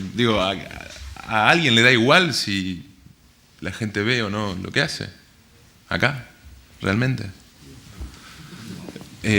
Todos queremos ser los más leídos, los más vistos, no me parece que esté mal. O sea, no le estoy cantando un himno al rating con eso. Pero lo que creo es que es parte también de nuestro trabajo y de reconciliarnos con algo que no está mal querer ser leído. Y además yo considero que no existen los genios incomprendidos. Es decir, yo no voy a ser buen cronista porque me leen 2. Voy a ser buen cronista si me leen cientos. Me parece que hay que reconciliarse con esa idea, si me permiten, de éxito o de, no sé, de progreso, de resultados, si querés verlo. Me parece que le hace bien a la profesión eso. Y esta idea de ocupar la mente tiene que ver esencialmente con esto, con esta idea de, mirá, a mí me interesa que de la porción de tiempo, de atención que le dedica la gente a las noticias, sí, a mí me interesa que se la dediquen a Infobae, no me interesa que se la dediquen a 20 Minutos, a El Diario, a CNN, honestamente. A ustedes no, a ustedes se ponen contentos cuando vienen a Infobae. Pero me parece que es una competencia entre amigos y muy sana. Y creo que además eso nos hace prestarnos atención a lo que está haciendo el otro. Todo lo contrario. O sea, me parece súper enriquecedor eso. Y creo además que es una competencia en la que no estamos solos, porque los políticos están intentando esto, los contenidos audiovisuales, todas las formas de entretenimiento. Yo no lo veo como algo malo. Me parece que es una... que aparte es una competencia que nos hace falta, porque eso también tiene que ver con cosas que no vienen a la mesa, pero sí que son importantes para nuestra profesión, como los modelos de negocio y esas cosas. Digo, a mí me interesa que se pueda vivir del periodismo. Y creo que no tenemos que perder de vista eso. Enrique, ¿quería apuntar también algo? Sí, no, quería hacer un matiz porque como me he acelerado en el final del discurso, a lo mejor hay una cosa que no he explicado bien o que no me he expresado bien. Cuando yo he hablado cuando he defendido el lenguaje coloquial que se utiliza en los medios sociales, por supuesto que no estoy defendiendo el mal uso del lenguaje, no estoy defendiendo las faltas de ortografía ni las faltas de ninguna manera. Lo que digo es, expresarse bien es muy difícil. Bueno, mejor dicho, expresarse ya es difícil, expresarse bien es más difícil y expresarse bien por escrito es muchísimo más difícil. Entonces, es decir, yo no soy mi abuela, pero yo oigo frases que dicen, ¿qué mal escribe ahora la gente? Y yo digo, yo no sé si la gente escribía antes igual de mal, la diferencia es que antes no les leíamos y ahora sí. O sea, es decir, no lo sé, de verdad, yo no puedo preguntarle a alguien cómo se escribía en los años 50, porque no, bueno, puedo leer a los que sabían escribir, es decir, a los que alguien les había permitido escribir. Entonces, hago ese pequeño matiz, es decir, defiendo la evolución del lenguaje hacia el lenguaje coloquial, los neologismos, si lo queremos llamar así, las nuevas maneras de expresarse, y lo defiendo de una manera muy, muy, muy abierta, es decir, porque si no, probablemente un romano vendría ahora mismo diciendo qué mal hablan ustedes el latín. No les entiendo, o sea, ¿cómo están hablando ustedes? Entonces yo creo que esas evoluciones no tienen per se que ser malas, ¿vale? Digo porque creo que me he expresado fatal y prefería hacer el matiz. Antes la gente se expresaba mejor. Si no hay más preguntas, para cerrar, a mí me gustaría haceros una pregunta a todos, la misma pregunta a todos, y se responde con una sola palabra de las dos opciones que os voy a dar. Yo veo cierta... con todas vuestras exposiciones, también un poquito con lo que se habló ayer, yo veo que hay una cierta tensión en el periodismo, en las redes, entre la creatividad, por una parte, porque puede permitir muchísima creatividad, pero por otro lado también cierto encorsetamiento, a lo mejor provocado pues, por los condicionamientos estos de que te encuentren, que te vean, qué tal. Entonces, si os tuvierais que quedar con una de las dos posibilidades u opciones, creatividad o encorsetamiento, empezando por Carmela, solo, o sea, es una palabra, solo, de las dos. Uf no es una opción. O encorsetamiento, pero ¿en qué sentido encorsetamiento? En el sentido de que te obliguen mucho, por ejemplo, la necesidad esta de que te busquen en los SEOs, que te encuentren fácil y tal, y que te limite, ¿no? las posibilidades de expresión. Yo creo. No, creatividad o encorsetamiento, sería mi pregunta. Yo creo que la creatividad. Perfecto. Creatividad será a corto a medio plazo mucho más rentable también. Creatividad acabará funcionando una buena historia. Pablo. Yo también diría la misma. O sea, pero si nadie va a poner encorsetamiento, yo la voto. No quiero que se quede sola esa palabra. No. No, yo creatividad también. Lo que pasa es que se puede ser creativo y además cumplir con el SEO. Totalmente, Que eso es lo difícil. totalmente. Muy bien. Es que encorsetamiento tiene un matiz negativo. Yo es que si hay que cumplir el SEO, yo también lo cumplo. O sea, creo que Pero con creatividad. pero igual, con creatividad, igual que antes tenías que encajar el titular en X caracteres en el periódico. O sea, que no... Entonces, estupendo, porque las perspectivas son fantásticas, ¿no? Al fin es la conclusión. Pues muchas gracias a todos. Retomamos en unos minutos.